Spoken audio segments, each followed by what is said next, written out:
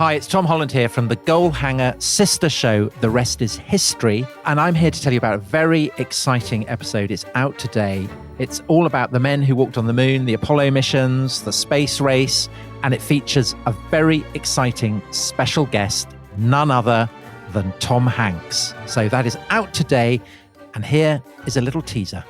The interesting personalities of all of these crews, I think, comes out in Apollo 11, because I don't think you could have two individuals that are more different than Neil Armstrong was from Buzz Aldrin. And you chuck Michael Collins in there, and you have, honestly, I'm not sure those guys would have volunteered to, drive to the beach together had they not been assigned to it. Yeah. Search The Rest is History wherever you get your podcasts to listen now. Oh my God, they're here! They're bloody here, Mariana! What? What is it? Merch! We have merch! Oh, look at it! Sorry this took so long, but the moment is finally here. Head over to sherlockandco.co.uk. Our brand new shop has t-shirts. These are an exclusive initial run, not loads of them available, to be honest. We've got mugs, stickers, pin badges, pop sockets, posters, and something else. Tote bags. Yes, Sherlock. Tote bags. Right, get over there now. New shop, new website too. You'll find the scripts free of charge for every episode. Enjoy. Hey people, I will make this brief as I know I'm bombarding you with stuff. This is a 4-parter. Yeah, it's a big case. If you can't wait, go to Patreon and get stuck into the whole lot. This episode contains swearing, F-word and all. Well, no, not all. No worse than the F-word. This episode also contains murder, and it refers to animals in distress. So good luck, everybody. See you on the other side. Hello, police. What's your emergency? I found a body on Dartmoor. Early reports from Dartmoor coming to us now regarding a potential murder inquiry. Some very sad news now regarding the horse trainer, June Straker. This was the home of June Straker. Devastating news regarding June was an exceptional trainer. But the biggest question now is, where is Silva Blaze? Carreras, Silver Blaze ha desaparecido. Where is Silva Blaze? I want to know how a multi-million-pound racehorse can go missing. That's what The empty stable of Silver Blaze. Got a Grand National favourite, overwhelming favourite, week before the Grand National goes missing and the trainer gets killed. That statement there from Colonel Racing Stables, urging calm, urging respect. But you're saying that the disappearance of Silver Blaze is political? No, Robert, I'm absolutely not saying. Racing horses full stop is inhumane. A little explainer maybe for our international listeners. Silver Blaze is a very successful British racehorse. June Straker and Silver Blaze is an example of animal rights activism to the absolute extreme. That is such nonsense, Ian. How is that nonsense? That is nonsense. The horse is missing and a woman is dead. It's gambling money at the heart of it, and it's the companies that have the blood on their hands. What really Justice for Silver Blaze!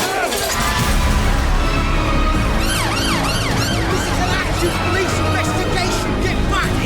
It's a sick, twisted industry with sick, twisted motives. Look in a racing yard and see how horses are looked after. Animal rights activists in England have to... Right honourable member for Dartmoor. Thank you, Mr. Speaker. Our hearts are broken. Straker was found dead on the moors. Our community is wounded. Justice for Silver Blaze! But the people of Dartmoor will not give up our search for Silver Blaze.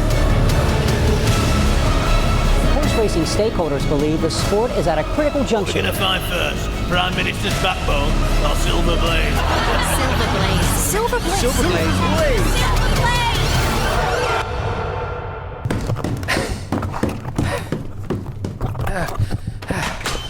Right, what is it? What is it, mate? Look, it's taken me all day, but watch. Observe. Wait. Let me try again. Wait. I think I've lost it. There. See? Okay, that's what you've been doing with your day, is it? Good, isn't it? Yep. Yeah, it's great, mate. Great. What do you think? Shall I upload it as a 2-parter or a 3?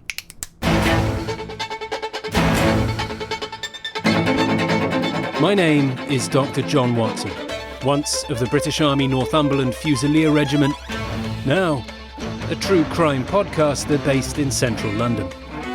I don't have much experience in criminology, so this is mostly a record of how I met possibly the most brilliant and bizarre person I have ever and will ever know. Join me as I document the adventures of Sherlock Holmes.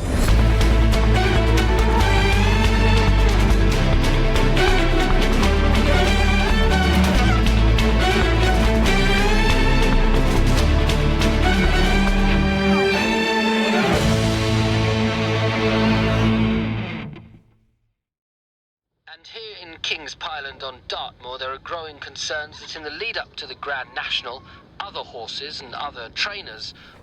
Do you know anybody that would like some ants? Sorry, what? Do you happen to know of anybody that would like some ants? I have 327 of them. No, I don't. Would you like to ask the listeners? No, I wouldn't. Why are you trying to flog some ants? I've finished my study. Oh, of course. No discernible levels of empathy for the individuals, but as a hive mind, as a community, they will flock to a threat and conceal their endangered members, hiding them from harm. Oh, okay. Great. Good to know. They're still talking about that horse. They are, mate. Yep, they are. They're also emailing us and calling us, and I get a sizable number of tweets about it as well, actually. So, yeah, everyone is talking about it, except you. But, hey, ants feel empathy, so I'll be sure to let the Telegraph know. Were you listening? I said they don't on an individual level. Yes, all right. What we're interested in is finding the killer of June Straker and the whereabouts of Silva Blaze. Tim Gregory. Know him? I follow his work. Any good? Yes, actually. Well, maybe he will be able to find Silva Blaze, since you can't. Don't know about can't, but I can tell you I won't. And for the 8,000th time, why not? Noisy. Too noisy. What's too noisy? All this. Sherlock. Both of which are under considerable strain. Thank you. Well, if he doesn't want to do it, John, he doesn't want to do it. You can't force him. I'm not trying to force him. I'm trying to get...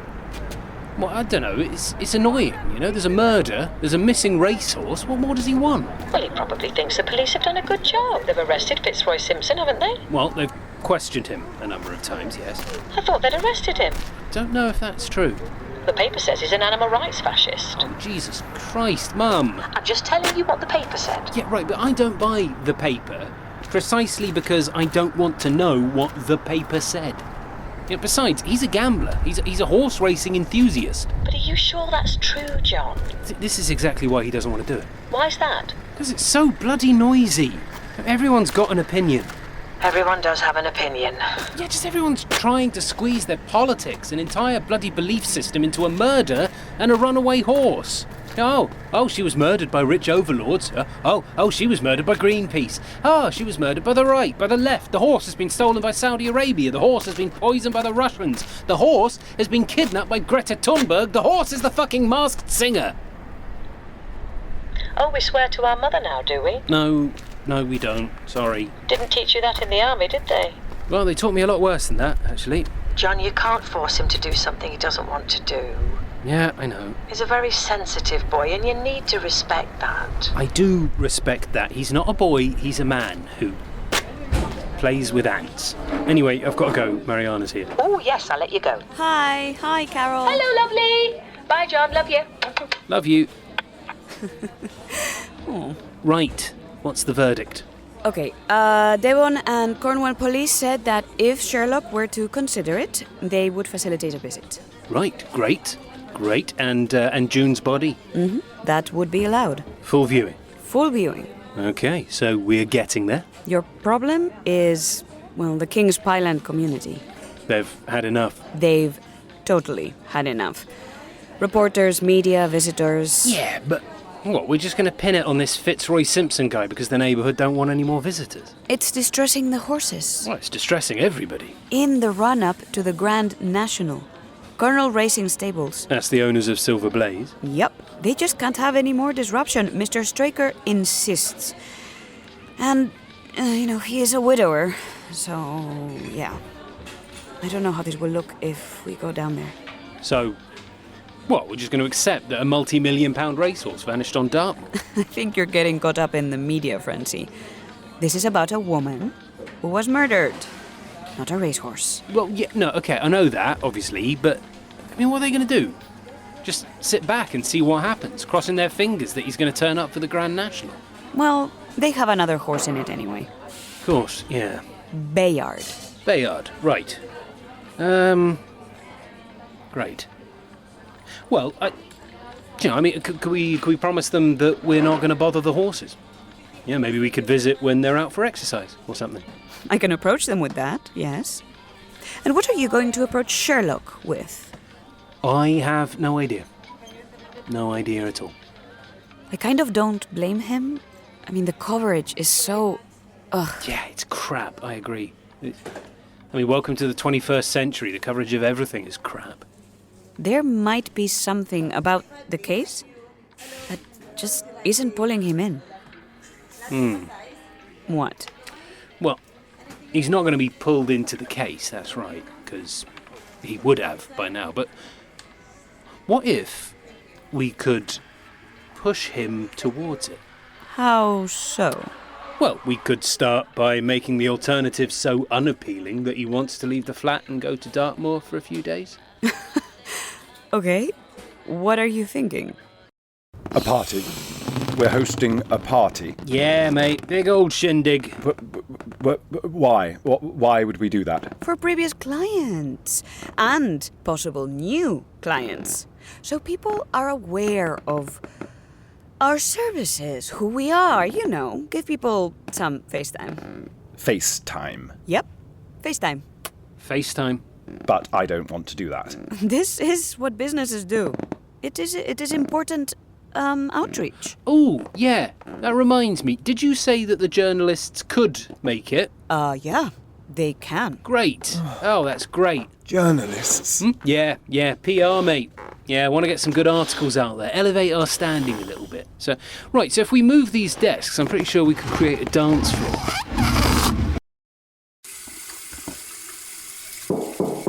I am afraid, Watson, that I shall have to go. Yeah, all right, hold on, I'm nearly done. To Dartmoor, to King's Pyland. Oh, right. Why is that, mate? Should probably investigate this Silver Blaze thing. Sure, yeah. Get in, yes. So I'll miss the party, I think. Oh, no. Oh, bugger, that is a shame. You beauty. I could come with you if you want, mate. If it's not too much trouble. Yeah. Yeah, no, I think it'll be fine.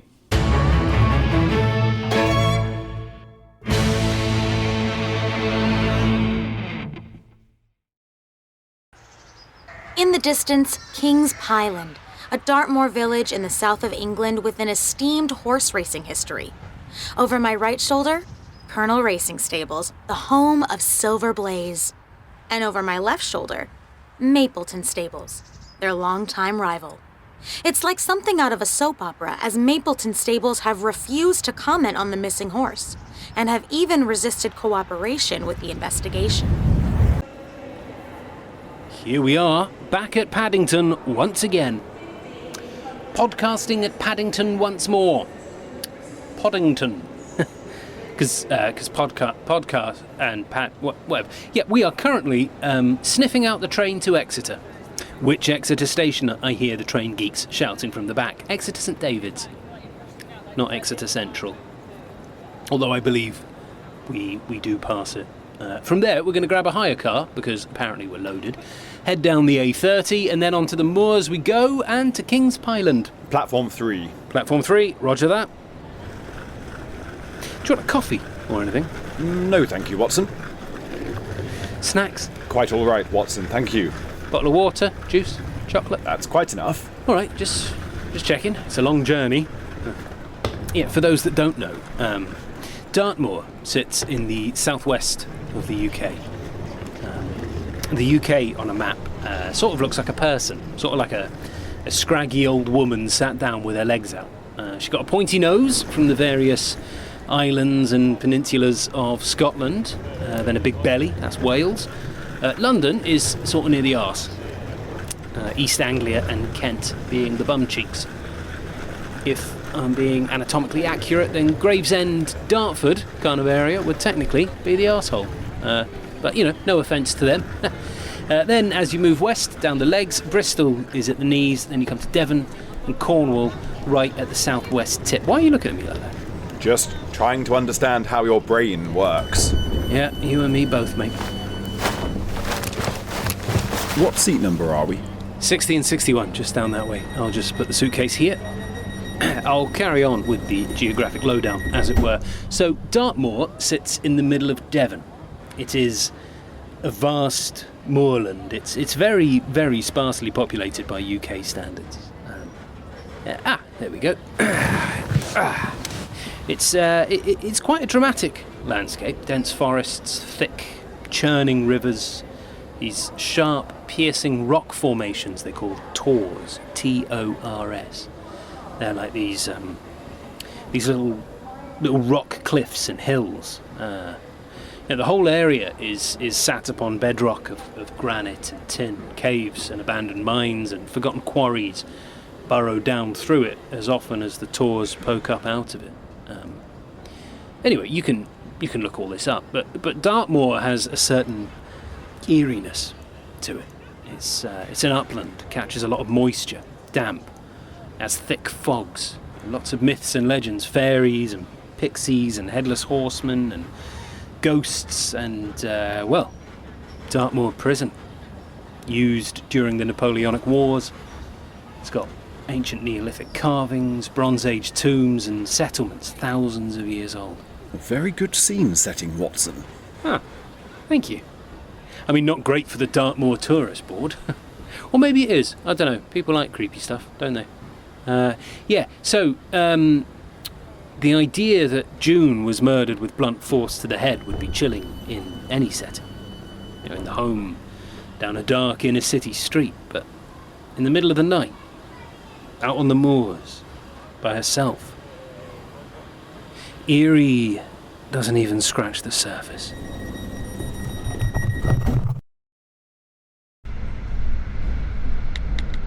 Researching? Researching.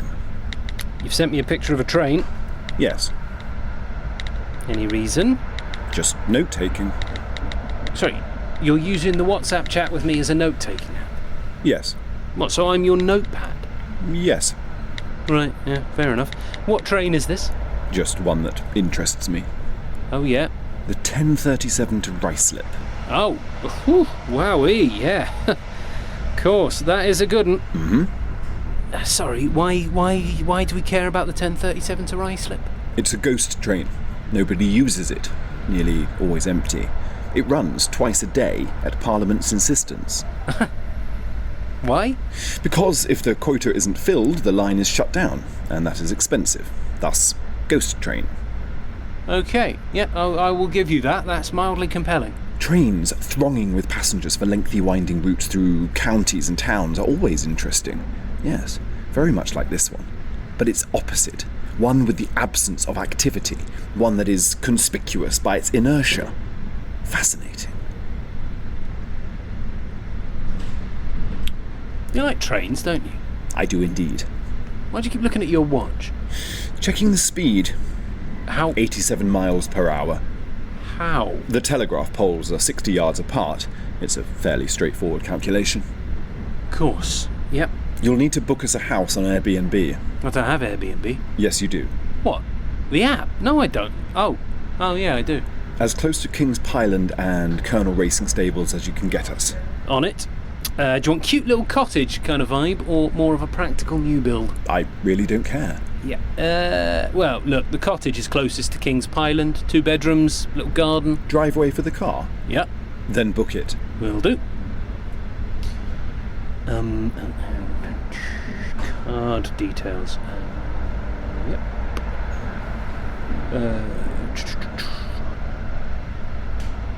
Okay, I think we're looking good. Excellent. Right, well, just need to make sure nothing goes down in the meantime. I've got my dodgy SD card in the mic. All the others are in the big suitcase. Dodgy SD card? What's wrong with it? Oh, it just does this thing. Skips ahead, cuts out large chunks of record. Welcome to Exeter, everybody. An ancient Roman city. The Romans have since left. I believe they buggered off around 345. So we just missed them. That's a joke. 345 AD. Not PM. Yeah, okay. We're about to go grab a hire car and... Oh! Somebody has emerged from their phone. Thoughts? On Exeter or the case? Well, I hope the case. Otherwise, the listeners are going to have to put up with my facts about Exeter. It is one of those cases where the art of the reasoner should be used rather for the sifting of details than for the acquiring of fresh evidence. The tragedy has been so uncommon, so complete, and of such personal importance to so many people that we are suffering from a plethora of surmise, conjecture, and hypothesis. The difficulty is to detach the framework of facts, of absolute undeniable facts, from the embellishments of theorists and reporters. Then, having established ourselves upon this sound basis, it is our duty to see what inferences may be drawn and what are the special points upon which the whole mystery turns. Yeah, I mean, I agree. 100%. Everybody is so immersed, you just need to kind of like... What was that? That was like a little zoom out sort of thing, sort of like a... You know, get a bird's eye view of the situation. Yes, quite. Here's what we know, Watson. June Straker, notable horse trainer, is found dead in the middle of the moors, a blunt force trauma to the head. And Silva Blaze, a former Grand National winner and expected to be two-time Grand National winner, is missing. Check and check. The police arrest a man. Fitzroy Simpson, a sophisticated gambler and a meticulous bookmaker. Not an animal rights activist. Correct. Did you hear that, Carol? Why was he arrested? Well, two reasons. One, he called upon Colonel Racing Stables that night and was asking questions of the horses' conditions. The horses being Silva Blaze and Bayard. Indeed. The staff sent him away and threatened to call the police. So, snooping about on the night it all happens, what's the second reason he was arrested? The staff say he was carrying a stick. A stick? What is he, a cocker spaniel? Probably a walking stick or cane. Blunt object. Blunt object indeed. And they don't have anything else on him? Nothing. But character references don't bode well. Apparently, he can be a bit of an... Arsehole! Complete arsehole! Move! I'm merging! I'm merging! June Straker has been employed by Colonel Racing Stables for nearly 15 years. She's brought them many victories and plenty of prize money. She and her husband even live just under half a mile away from the stables on their farm in Kings Pyland. And Colonel Racing Stables, what about them? Who's the owner? Last year, they were purchased by an international horse racing conglomerate. Oh, they sound lovely. Sports Capital Trading, California-based. After their purchase of the stables, staff turnover increased as the new parent company began to cut costs and attempt to streamline the whole endeavour and maximise profits. Yeah, it's called prioritising your shareholders. Or as I like to call it, being... Big city wankers! Oh, should I have gone left? Yeah, you should have gone left on Bishop's Way. Then you'd go right on the farm track, up the hill, then King's Pyland comes up on your left. All right? Thank you, sir. Thank you very much. Cheers, then. For God's sake, Google said right, didn't it? It said right. Okay, so back up this road. Glen Farm. No. Baskerville Hall. No. Oh, Bishop's Way. That's the one. Ah, look, sheep being herded. God, they're taking their time though, aren't they?